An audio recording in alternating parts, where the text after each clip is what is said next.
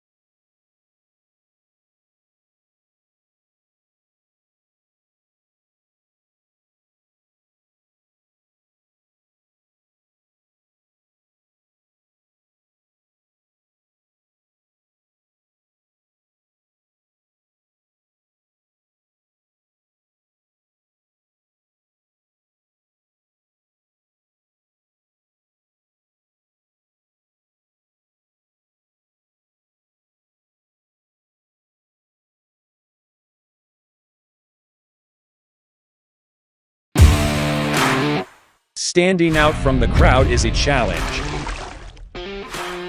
You have the passion, courage, and ambition to do something extraordinary.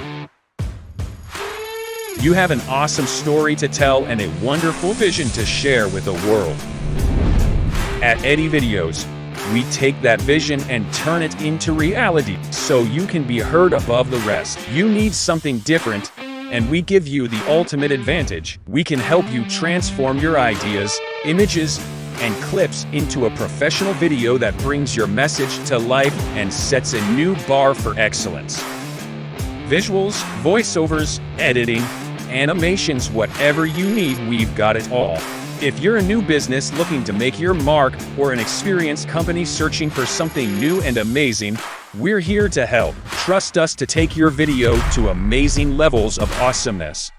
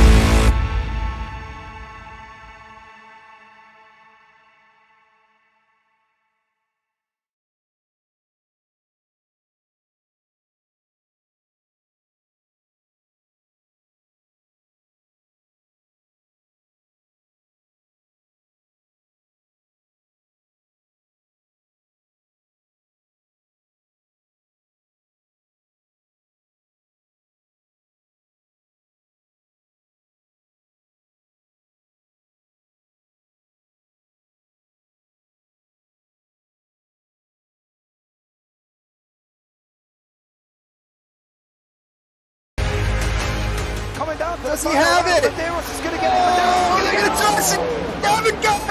He's on the outside line though, going into the fastest corner on the circuit. Surely this can't work.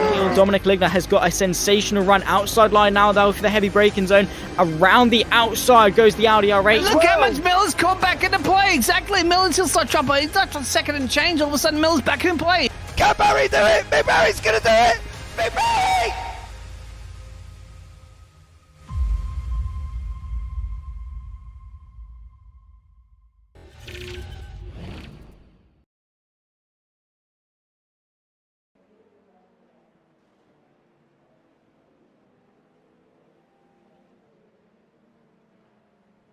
Seconds.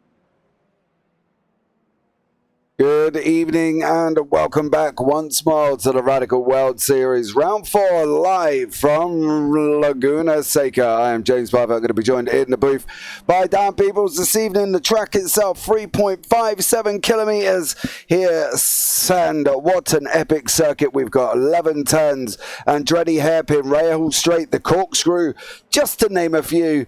Well, they've got a lot to master. In the championship currently at the moment in the pros, it is Eric Harmon in first place on 141 with Franco Sanchez on 136. Joan Puo on 108. Stephen Place on 104. Christian Vizcarra on 102 with Rafael Blanco on 102. Rafael Benavides on 90. Mateus Moraes on 84. Philip Wyatt on 70. Ty Kim on 60. And Diego Zuccarelli on 42. In the AM Championship, it is Mike Klausing out in top with 94 points. Joe Jackman on 88. Charles Krasik on 86 with Richard Hearn on 86 as well. Santiago Garbadoni on 70. Andrew Zinop on 70 there for them guys for the Virtual Racing Peru 3. Max Ziegel is in 7th on 42. David Anderson on 36. Tyler Edwards on 34 with John Benawalid on 34 as well. Cedric O'Han on 30. Nicholas Seville on 24. Brandon Wright on 18. Kevin Mulvihill on 16. And Edward Stanislawski on 14.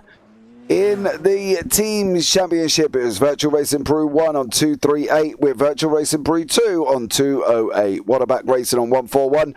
Team Redline Can-Am on 104 with Verbana Sim Racing on 102. On Wheels TV on 84. Hydro Race Geodesic Racing on 70 and Events Matrix on 42. Now in the AMs, we've only got 3 teams. Virtual Racing Peru 3 on 140. Elite West Racing on 86. Lima Racing 64 and Virtual Racing Peru Solo they're in on 24 points. We have just gone into qualifying, so let's bring Daan Pepels into the booth. Dan, good evening to you. How are you? Hello, sir. Well, good evening, everyone. I was there earlier today for the Europes, and that one was an absolute thriller till the end. It came down to, well, less than 2/10 at the line, and it stayed within a second for the whole 30 minutes for the lead. So if that's anything to go by for this one, then I can't wait to get underway with the race. Yeah, it should be definitely an exciting one here at Laguna. You know, we've driven here, we've all been here.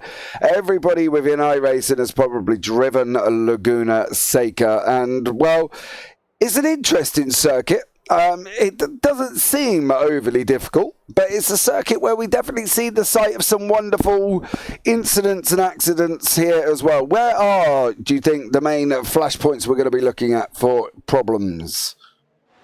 It's a beautiful sandpit somewhere in the middle of America, and in that sandpit you have a 3.6 kilometer asphalt strip that twists around that sandpit, and I think the most difficult corner, of course, is very well known in the motorsport community and in the esports community as well, is of course the corkscrew. It's something that, well, in the European race, some people had settled down, some people were struggling with, some people had it consistent but weren't quite the quickest through there, and that is actually, where in the Europeans, the difference was made for the win. Yeah, I think the corkscrew is an interesting concept, I think. If I'm not mistaken, there isn't actually many others in the world that have actually got this form of turn at this degree with this angle of depth and this drop, you know, as well. So it is quite a interesting corner that can lead to some interesting things. Now, obviously, I've seen other series run here this week as well, and so there was a lot of incidents during practice, but they seem to be able to get it right. Now that's going to be one of the problems as well. They're coming up the hill for turn 6. Braking point just on the freeboard. They've got to get it down, and then you're looking for that dip, and then you're going to drop the other way. Now, the problem isn't the dip. The problem isn't the turn the other way. The problem is whether or not you touch any pedals running through there. Now, I've found previously, talking to drivers, that if you touch the accelerator because you haven't carried enough speed in, it's likely to unsettle the car. If you brake because you've carried too much speed in, you're likely to unsettle the car. So it's a corner that they definitely need to get right. I think that's one of the things we need to be aware of, that there's so many things that could go wrong in that corner, and if you're going to try and go side by side, well, see you in the pits. That's all I can say about that, really. There isn't really any easy corner at this track. Of course, turn 1, you have a bit of runoff on the entry, but then once you really get to the corner, the only thing you have on the outside and the inside is sand. So yeah, it's just, this track doesn't allow a lot of mistakes, or even small ones can be punished very harshly by the track itself. And I kind of love the track for it. You know, these natural track limits is, well, we saw it with Formula 1 in Austria. Well, it was, to put it politely, a bit of a peep show, because, well, track limits and everything, if you've got asphalt on the outside, they're going to use it. They're racing drivers. They're going to use everything they can to gain that little bit of an advantage over their competitors. And here, everyone has the same road and the same curbs, everything the same to work with. There's no one who can use more or less on entry or on exit. Yeah, they've generally got to get every corner right, and there ain't many circuits where that would happen. Now, you know, there's other circuits that you can get on the runoff and you can survive. There ain't many options here for survival. You know, it's turn 1 is a difficult one that they've got to be looking at trying to get right as well. Turn 2 is a difficult right-hander. Turn 3 is also here as well. One mistake over that sausage curb and you're going to have to slow down, like we just saw there with Rafael Benavides.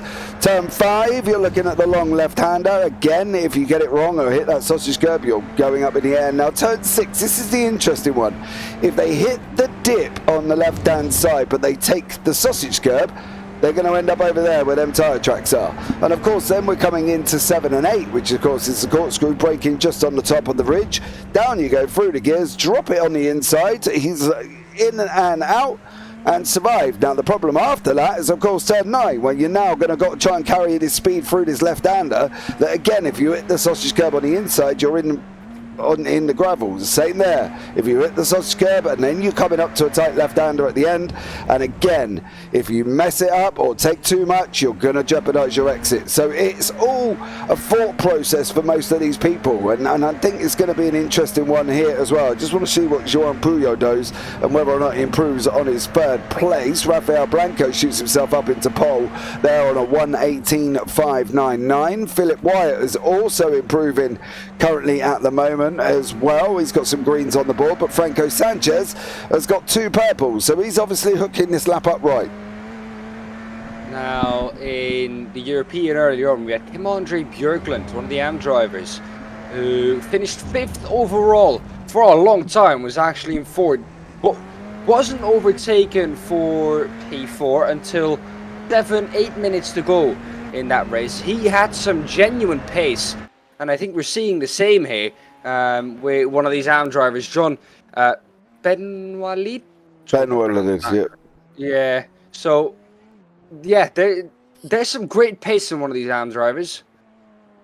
Yeah, there definitely is, as Franco Sanchez just went on to pole on a 1:18.329, so fair play to Franco. Richard Hearn currently setting greens on the board as he's coming into the final corner as well, the left-hander, and off he goes once more. What's he going to do as he comes over the line? It's going to be an improvement. Is it enough to improve up into that 4th place? He goes into 3rd.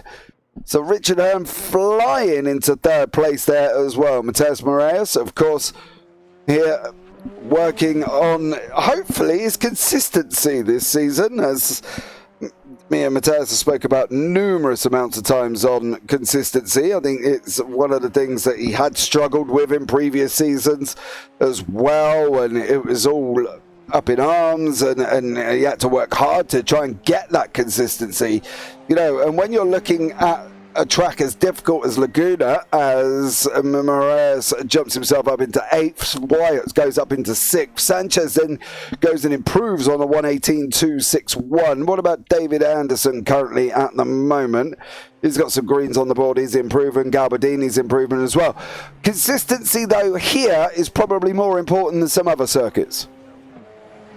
Oh yes, you can't overstep that mark, like I said, by 2 or 3 millimeters, because you're on the sand and you're off. The track limits is the sand, and you can see it here. If you do it, you're either going to lose loads and loads of time, or you're going to be off somewhere into a tire barrier, a concrete wall, or whatever you're going to find on the inside or outside of the corner. Now remember though, James, this is such an important race for these drivers, because we have a bit of a summer break in between this and the next race. So you want to get into that summer break as best as you can to try and keep that momentum, especially in the championship, up. Yeah, definitely. They've got, I believe, 2 weeks before the next one here as well. So the next one will take place on the 31st of July, as we see Kevin Mulvihill not do so good there as well. CJ, of course, Hearn has proven he can drive, with the fact that he is an IndyCar winner who also finished 3rd in the 1996 Indy 500. And there we go. Okay, there we go. I didn't know that. Better play to him. Neither did I. Maybe I'll ask him for a signed autograph next time I interview him then as well, and see if he can send me a picture as well. Mulvihill overcooks it. Yes, we caught that, CJ. Thank you. Surprised he's an AM driver then. Well, yeah, me too, but I don't make up the standings. You know what I mean? That's not my area. I just do what we're told by the league, and that's what we've been told. So there we go. But there's a difference driving IndyCar and driving a Radical SR10. So, you know, maybe he's great in an IndyCar, but not so good in an SR10. I don't know. I'm saying that he's sitting in 3rd place at the moment, but it's one thing doing it in qualifying, and it's another thing doing it in the race. We are just coming to the end of qualifying now. The checkered flag is out. We will be able to show you the grid here for this 30-minute race. Franco Sanchez in 1st, Rafael Blanco 2nd, and then we got Richard Hearn in 3rd, John Benoit in 4th, Johan Puyol 5th, Philip Wyatt 6th, Stephen Place 7th, Mavis Moraes in 8th, Rafael Benavides 9th, Christian Vizcarra 10th, Andres Inup 11th, and Joel Jacklin is down there in 12th place. And then on from that one, we have got Brendan Wright, Charles Krasick, Max Siegel, David Anderson, Santiago Garbadoni, and Kevin Mulvihill. So get your drinks, get your popcorn, sit back and relax as we go into some epic SR10 30-minute action here as well. And let's see how this one pans out with Franco Sanchez, Rafael Blanco, Richard Hearn, and John Benoit is your 1, 2, 3, 4. So let's see what happens here. We're just waiting for Moraes, Mulvihill, and Blanco to get onto the grid, and then we will be up and running. So thanks so much for joining us, guys, as well. Don't forget, like, subscribe, turn on the bells, and all that other fancy jazz here, which will allow you never to miss a video or race coming up, and we've got lots of them this week. So stay tuned here for some great epic racing going on from NASCARs, from Formula 3s, from AMX5s, all types of racing here as well. So stay tuned for that one. The guys have got about 25 seconds. And we're just waiting for Kevin Mulvihill to get onto the grid here, as we've got 18 cars on this race circuit ready to battle out round Laguna Seca. And let's hope they all make it through turn 1, because if they don't, well, could be race ending. But let's see what happens. Mulvihill has got onto the grid, and we're just waiting for the lights to get going. Lights are on your screen now. 1, 2, 3, 4, 5.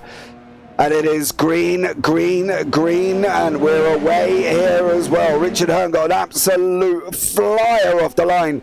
Currently at the moment running on the inside of Rafael Blanco. Oh, there's collisions on the straight. That's Moraes and Philip Wyatt. They've clashed on the straight. Blanco does manage to hold on to it. Richard Hearn's going to try and run him around the outside of turn 3 here. Is he going to be able to make it through? He's not. John Brenner-Wiley behind him in 4th place, but Moraes and Wyatt are going to be kicking themselves down. They didn't even make it down into turn 1.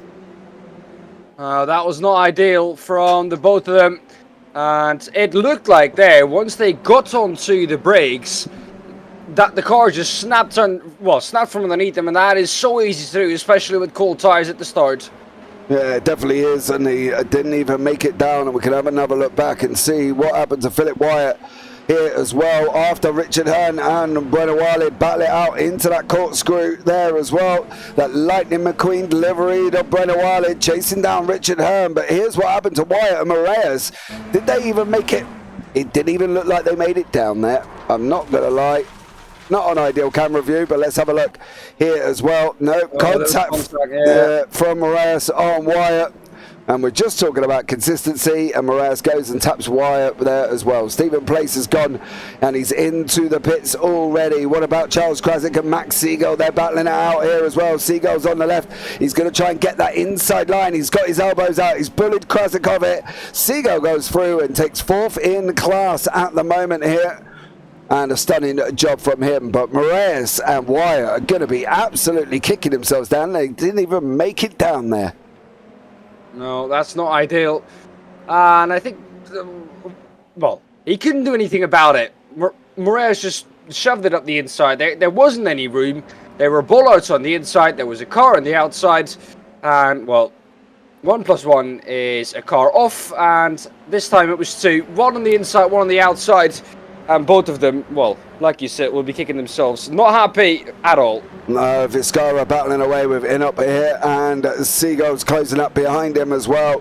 Siegel's 1.1 seconds back at the moment. Mulverhill's had an incident, and so has Joan Puyol. And both of them have dropped it down the order with Place, who went into the pits. I'm wondering if he's jumped the start there. And that's why he's had to go in at the end of lap 1. And Vizcarra now all over the back of Inup here. Is he going to be able to make it through, going down into the final corner? He's not. He's going to try that cutback coming out. And once more, he's got to sit there. He needs to get that run down into turn 1 if he can. He's got to kind of bully him off that inside line, because otherwise Inup could just park his car there and wait. And it looks like Vizcarra is going to try it. Is he going to make it through? No. Inup squeezes him enough to where Vizcarra's over the sausage curbs. Not bad driving from Inup there as well, to be honest.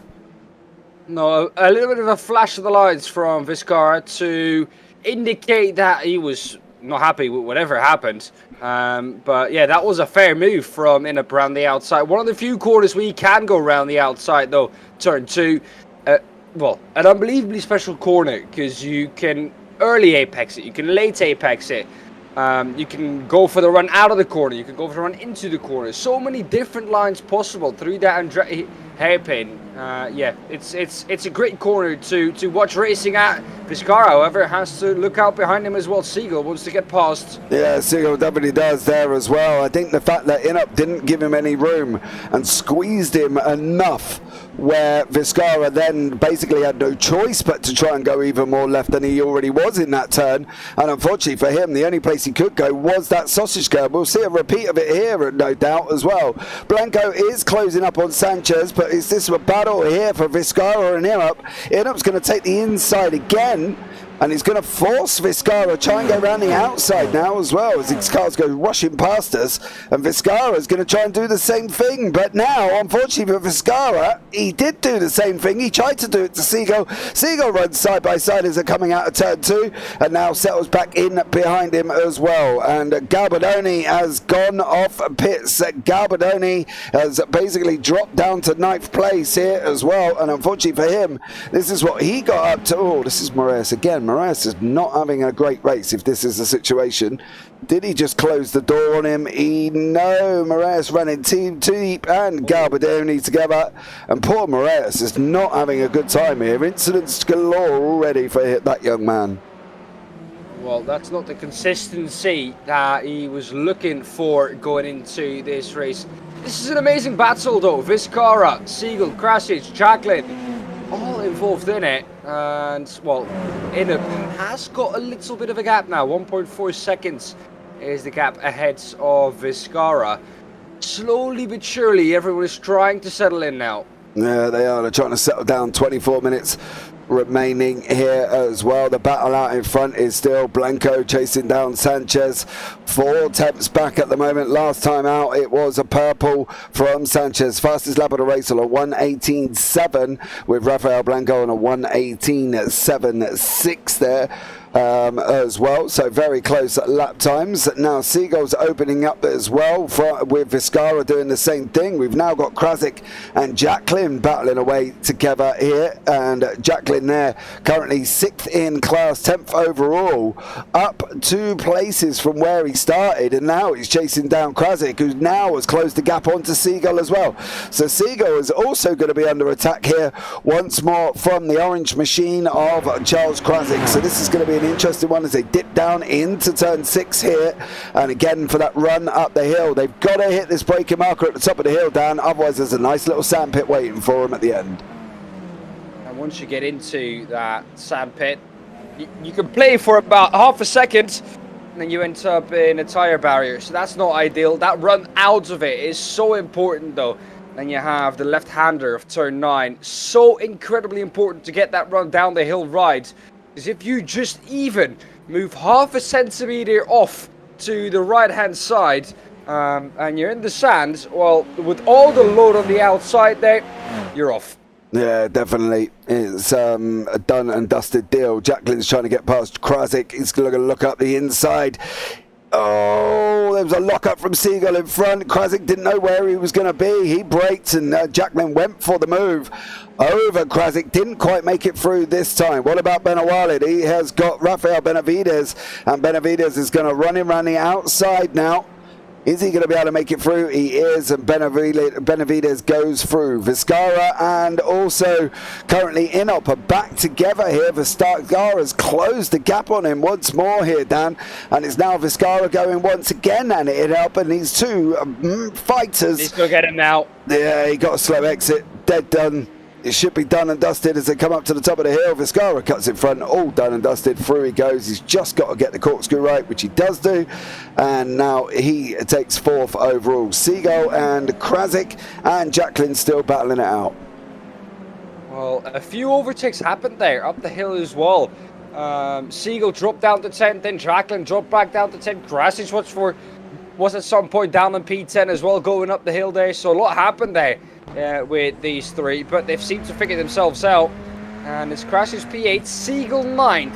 I expected Seagull to be a bit further up the road than he is at the moment. He's catching up to Krasic though, and he's got some considerable pace. Yeah, he has, but he did go, I believe he went off track, but I don't think he went off track as in it's registered as he's gone off track.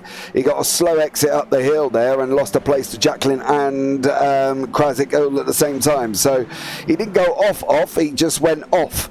And unfortunately for him, he lost places in the meantime, but he did manage to return the favour over Jacqueline, and now he's chasing down Krasic once more here as well. Benavides still got Benawalid behind him, and he's trying to battle back up in that Lightning McQueen machine there. So fair play to him. He's obviously got children and watched a cartoon like the rest of the world.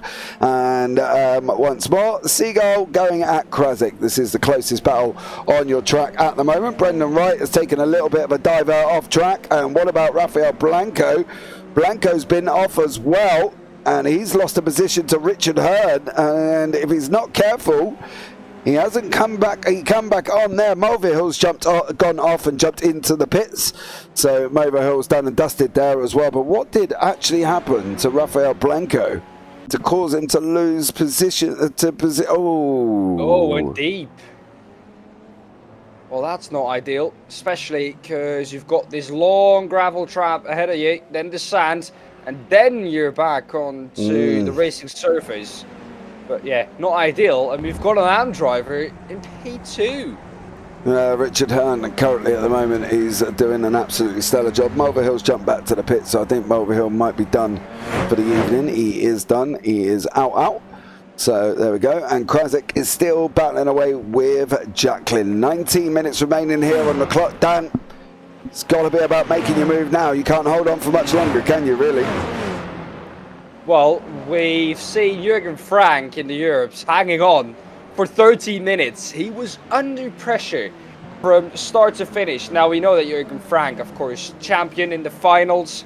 So he was our overall champion last season. He is so good at soaking up the pressure.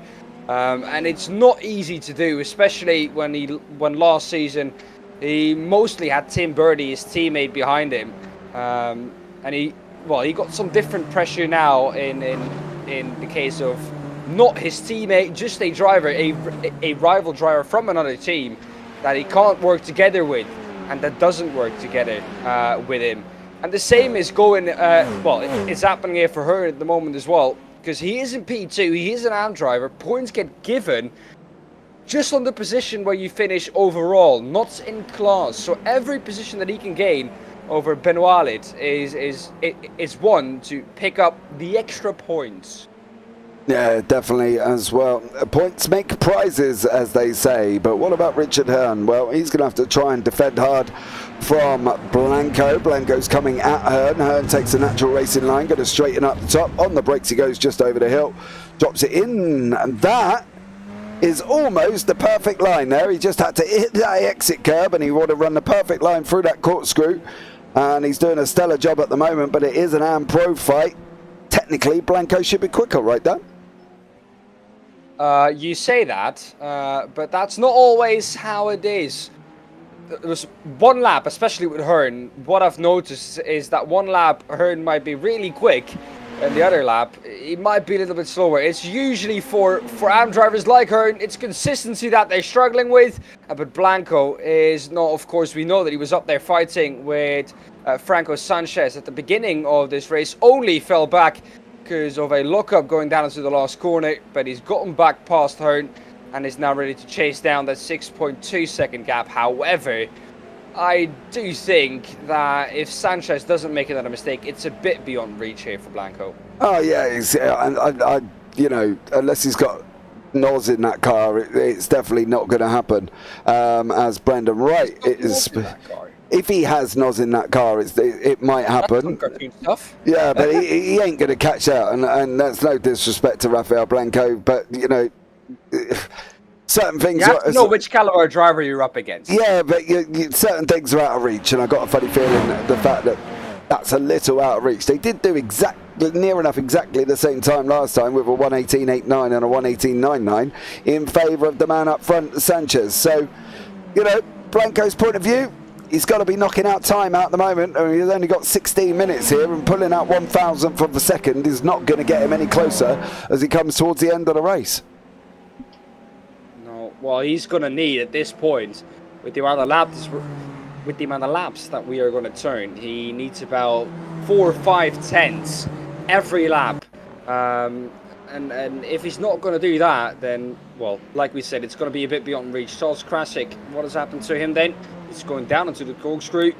Has he run it in a little bit too deep? No, he's done the classic. And that is a little bit too much speed through the corner.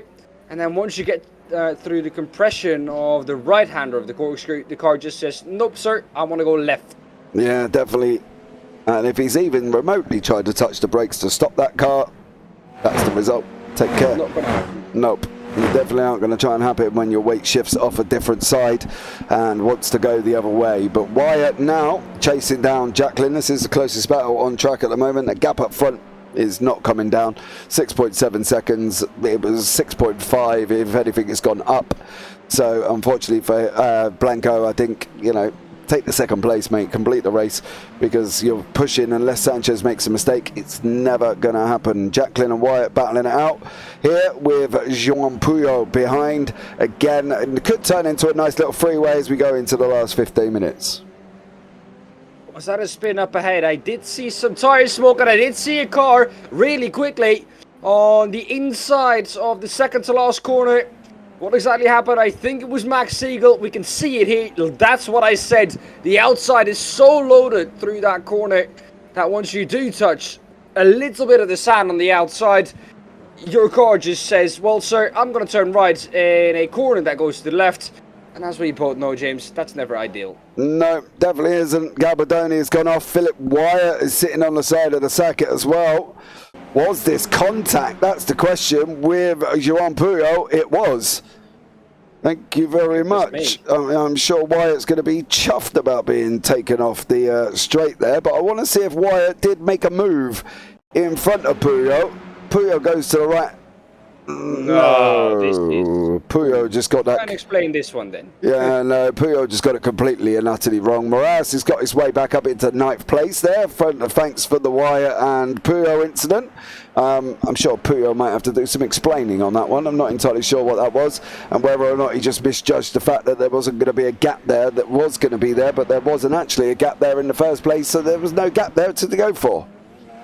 This is something that we saw in the European race with Aaron Baba. He tried to sell Jürgen Frank in the lead of the race, the dummy, several times, but he just wasn't fully committed because he never wanted to hit him. That is such a difficult corner to do that, but it is an easy corner to sell someone that dummy. You can go to the outside, the inside, both lines work, so you can go both ways. And that's why usually if you're the driver up ahead, you want to try and squeeze as much as possible on the entry of the corner to open it up for yourself as much as you can, or try and make the corner as tight as possible for the driver who's trying to overtake.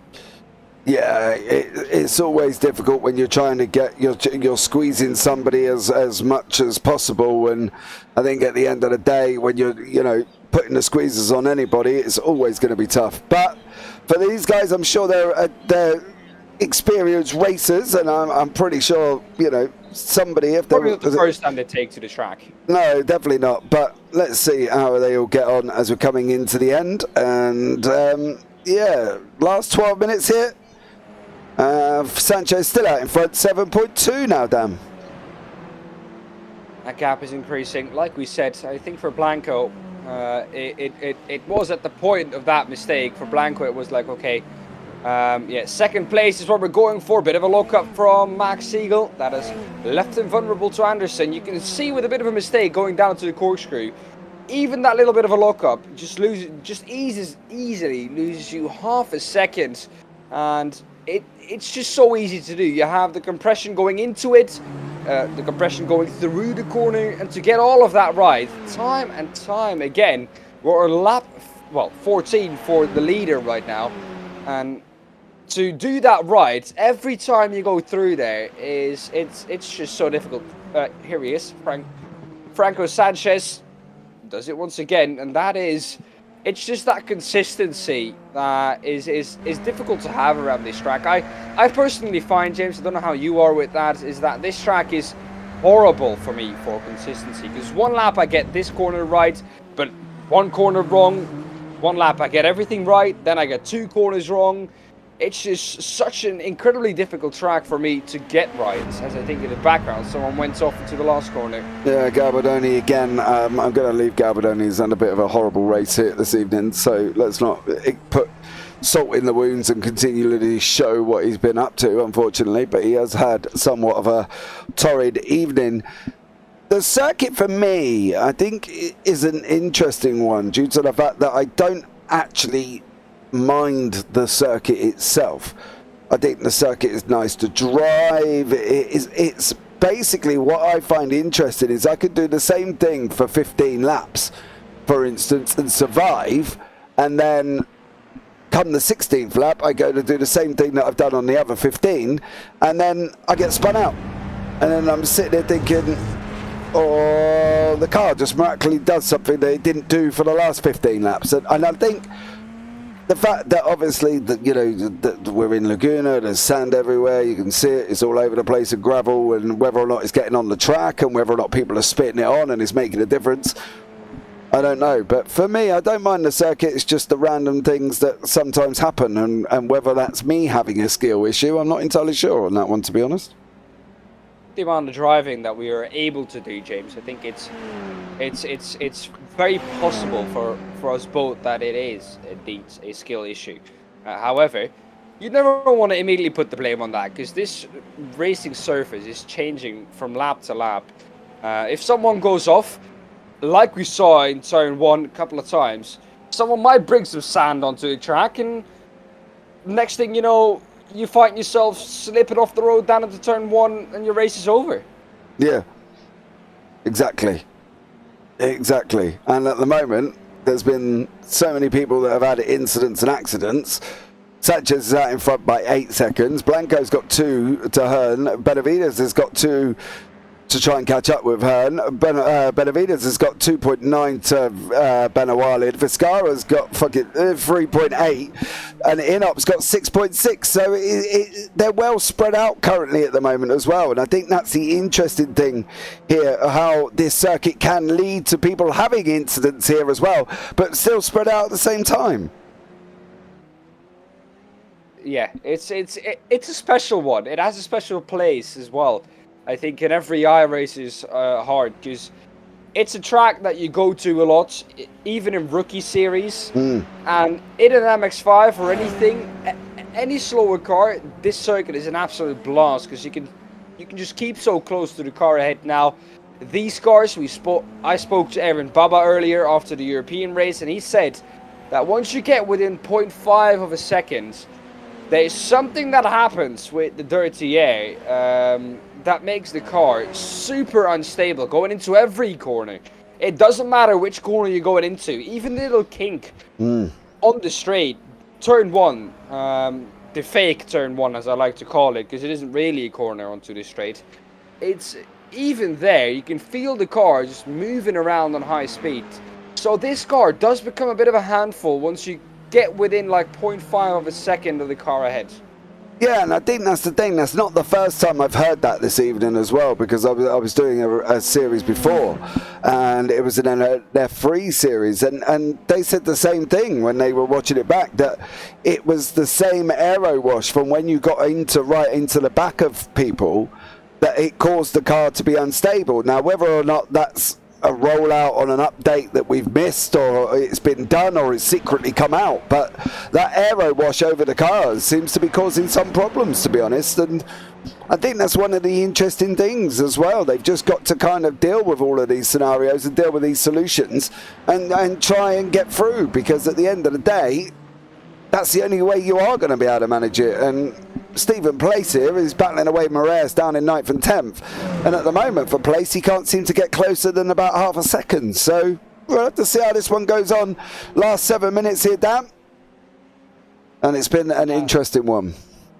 Now, one quote that I'll never forget from Juan Pablo Montoya when he raced here once as, I think, a guest drive in the Indy cars, was in his first comments after the first practice session he ever did in that car on this track, was he said, boy oh boy, this track is easy to learn but so incredibly difficult to master. And I think that's what we're finding out here this evening.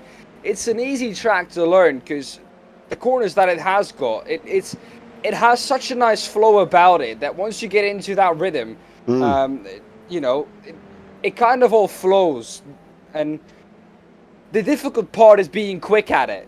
It's kind of like everyone says in oval racing, so easy to learn, but super hard to master. Oh, oval racing is just, well, people think you're just turning left, but we cover multiple series, and tyre wear and fuel saving and lifting here and possibly braking there and doing this here. I'm just sitting there going, okay, let's, you know, you just turn left, right? And they're like, no, there's a lot of things going on.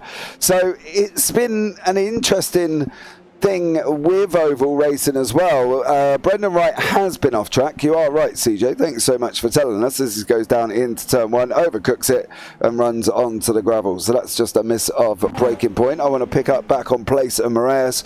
Moraes, of course, been involved in a couple of incidents. Garbadoni and Wyatt. The Wyatt one, it was on a straight. So it's going to be an interesting one there for them to explain, and how they're going to explain it. Well, not entirely sure there. But Brendan Wright on lap 18 in turn 1 has been off the circuit. Puyol's been taking a dive out off as well, and Stephen Place, who obviously didn't get too much affected by his off track there, Dan, as he's still chasing down Moraes. Well, now the problem I think for Stephen Place is here that he needs to get the run out of here. But this is what I meant. That run through the kink is the amount of times that I've this evening seen Stephen Place miss the apex there. Goodness me, Moraes always ran straight on into the corkscrew, and he's got him. The outside, though, he can run it round. Moraes, though, I think has some kind of slowdown from the fact that he had to cut parts of the corkscrew. But that is job done for Stephen Place. Next one on the list, 7.1 seconds up ahead, though. A bit too much to ask, I think, in 4 minutes and 20 seconds. Oh, Moraes! A vital good one.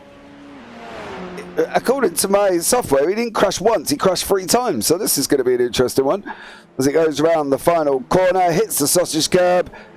On the AstroTurf, too much grip, and then it comes back the other way and shoots him into the wall. So unfortunately for Moraes... Oh, goodness me, that was Siegel coming through, I think, who barely missed him. And unfortunately for Moraes there, job done. Now you can see on the left-hand side there, guys, everybody is very spread out. So we'll have a look at Franco Sanchez, who's coming up behind back markers currently, and that's Philip Wyatt, who lifts and lets him go through. Well done, Philip. If anybody needs a learning in how to deal with blue flags, that would be the way to deal with them as well. So well done to you, young sirs. Franco Sanchez out in front by 7 seconds here, Dan. Yeah. Now, I do love the fact that you brought up those blue flags again. And, yeah, I agree. This is the way to do it. If you're in the same class, and, of course, on this track, you've only got Radical SR10s, so anything that you can do to help the quicker car coming through is, of course, very much appreciated. And Franco Sanchez will love the fact that he did that. And, well, it just makes it easy for the both of you. You're not fighting anyone. Well, the 45 of Philip Wyatt was not fighting anyone, was not close to anyone. It's just the best thing to do. Yeah, I'd be surprised how many people can't. But there we go. He overcorrected. Yes, he did, CJ. He come out, spun up the back wheels, turned left, overcorrected to the right. He gripped and shot him into a barrier. Moraes is in, but that isn't any surprise, really. He did just go and punch at the wall on the right-hand side here. So for Moraes, and a stellar job from him, really been involved in a couple of things, did manage to survive, and then goes and puts himself into a wall. After, mind you, riding the corkscrew as well, as he comes back out on track in front of us there, so you can see him, and he is all the way down in 14th place. 2 minutes on the clock. Franco Sanchez out in front by 6.8 seconds. An absolutely stellar job. Richard Hurd still leading the AMS, and as well sitting in second overall. An incredible job for him here, with 2.7 back to Benavides. I think he's probably going to be another man that will be safe as we're nearing the final lap of the race here, Dan. Now, we did 23 in the European one earlier on, and I think we're going to hit exactly the same here with the America. Sanchez is on lap number 22 right now, going on to lap number 23 next time round. Lap times of about 1:18, 1:19. So yeah, I think next lap will be the last lap, depending on when he comes across the line. Clock has hit 1:18. He's not come across the line yet for sure. Next lap will be the last lap. Something though that we do have to point it out is the fact that Richard Hearn is still, there's Barry, by the way, waving the white flag, is still in P3, Richard Hearn. And he's done that on pace. He's deserved that P3. Had a little bit of a sniff at P2 when Blanco went off, but it never was to be, really, for Hearn. You can see the gap to Blanco, 6.3 seconds. Yeah, just a bit too much to ask, really, but an incredible drive from the AM driver, taking, if he can complete this lap, a overall podium. Yeah, definitely sitting in third place here as Vizcara has caught up to the back of Benawalid. And John there, who is in 5th place, is going to try and hold on for the final lap here. So Vizcara, a pro, Benawalid and Am. Your leader is just coming up the hill into the corkscrew. So we will pick up him as he drops down from turn 10 to 11 as he goes over the line. Vizcara still having a go with Benawalid here. He's going to be turning left up the hill. Is he going to be able to get in there? We're not going to be able to get that run up into turn 6. I think Benawalid is lifting and allowing him through there as well. He just went wide there, James. He just went wide, I think, going into 5. And then he just didn't have to drive going into 6. And here he comes now. Franco Sanchez is going to take this victory in the pros. Behind that will be Blanco. And then the next pro after that is Rafael Benavides, but in the AMs it is Hearn who comes over the line and does a stellar job taking that 3rd place with Benawalid still battling out with Vizcara, but he's not going to get through, and Benawalid there is going to be in front with Benavides rounding out the podium for the pros. A stellar job done by everybody here. What about Charles Krasik and Johan Puyol? They're coming up into the corkscrew now, so still got time for Krasik if Puyol makes an incident. But it's most likely too little too late. Yeah, definitely. Fully agree on that one. Krasik, can he get Puyol coming around turn 9? Nope. Nothing doing there. And then into turn 10. This should be Puyol's position as well, unless he makes some serious mistake going round the final corner. And he doesn't, and Krasik's not going to get there. So these are the final people to finish. Anderson's finished, Puyol's finished, and Krasik's finished there as well. So great job from all of these guys.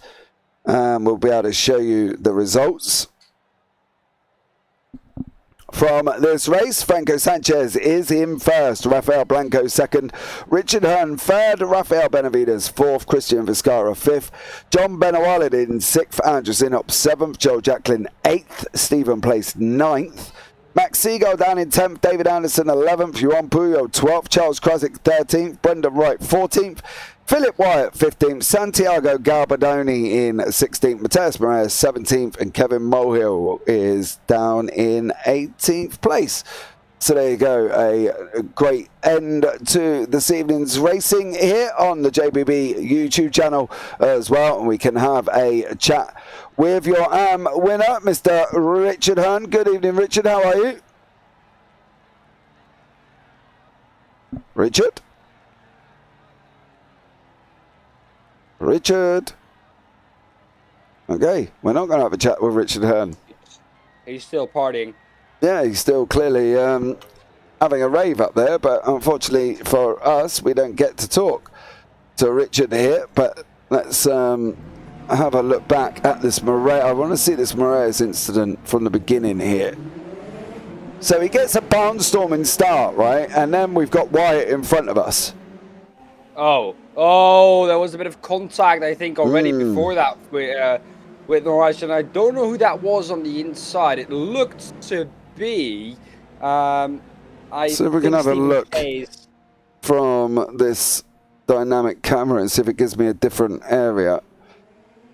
Because it's coming up over the hill. He's on the inside. He gets... No, there was no contact for place. He just ran into the side of Wyatt there, and unfortunately for him, it's done and dusted for Richard Wyatt. Let's see if Richard Hearn is here. Richard Hearn, you here? Hello? Still partying. Yeah, he's still having a rave up, I think. Fun. Yeah. I think he's still having a rave up, either that or issues with his mic. Richard, can you hear us? Final time? Nope. I don't think Richard can hear us. No, I don't think. Not there. I don't think he can either. So, summing up tonight then, Dan, what have we just seen? Well, what have we just seen? As always, an incredible race. And we've seen the last race before a little bit of a break. Of course, next week, no radical sim racing races. So we'll have to wait 2 weeks. And it's going to be a long 2 weeks because well, boy oh boy, am I excited after tonight. And I was going into this because I knew from the Europeans it was going to be an amazing one. We didn't see the fight that we got promised by between Franco Sanchez and Rafael Blanco at the front, due to Rafael Blanco having a little bit of an oopsie into the last corner. But all in all, I think we saw an incredible race that had everything. It had offs, it had some controversy, and it also had some amazing driving, especially from Franco Sanchez. In the end, he won with 6.8 seconds ahead of Rafael Blanco, and all in all, an incredible race. Yeah, well, I think Richard Hearn has managed to fix his mic. Richard, can you hear us? Yes, I can now. Hey, how are you, buddy? Wow, that was a good one. Yeah, second, first in class, third overall. That's not a bad evening's racing, right? No, I'm pretty pumped. I practiced a lot this week and kind of felt good. And I knew I couldn't catch those guys even when he got behind me. I knew eventually I'd let him by. My whole point was just to keep a buffer so I didn't have to stretch myself out too much. Yeah, definitely. I want to ask you about something that we were told earlier on in chat here. IndyCar winner and finished third in the 1996 Indy 500. Yeah, that is true. I was a young man then. And which race did you win? I won the first race in Las Vegas, same year, 96. Nice. So you're like a real-life celebrity. Yeah, I don't know about that. It was a long time ago. I'm bald now, and now I just virtually race. Oh. So no signed autographs or hat for me or anything like that? You know, I just go out there and have a good time. I had a good career, had a good time, but now I just enjoy it sitting in my chair in my bedroom.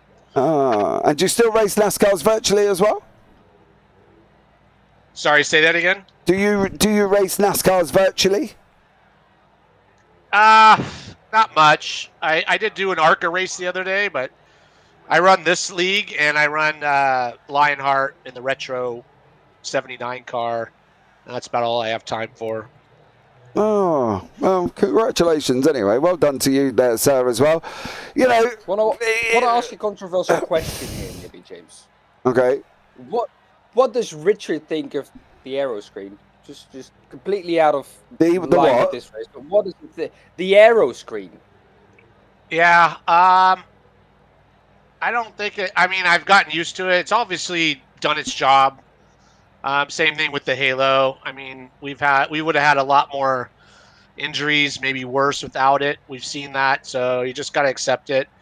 In the end, I think it looks kind of cool, especially when they put the names on the front, but it's not the same as, you know, when I grew up, we had no head protection, just your head was sticking out there, but, you know, maybe we were just stupid. I don't know. I don't know. I don't know if race cars, especially like IndyCar and Formula One and stuff, were supposed to have anything attached to them, but maybe, as you say, it was a long time before they started worrying about safety there as well. But Richard, thanks so much for joining us there, bud. Anyone you want to give a shout out to before we let you go? Really? Nobody helped me this time. I just did all the work for myself. I have no teammates, and maybe give it a shout out to my girlfriend, Beth, who just puts up with me sitting in here hours and hours. And other than that, I had a great time. I'm so pumped to talk to you guys. I try so hard. And maybe I'll see you at the next one. Yeah, hopefully we will, Richard, as well. So for now, buddy, take care. See you in 2 weeks' time. Don't forget, there's no race next week, Richard. Yep.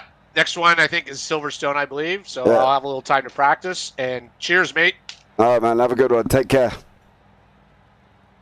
Well, there you go, Dan. Richard Hearn joining us as well. Onwards and upwards we go. He sounds very happy, doesn't he? Let's be real. Thank you so much for everybody that's joined us, but that's going to bring us to the end of this evening's broadcast here as well from Laguna Seca. Join us in 2 weeks' time. Okay, so join us in 2 weeks' time for some epic, more radical action. But for now, guys, from myself and Daan Pepels up here in the booth, take care. Have a great week. And you never know, we might see you on the track sometime. Good night.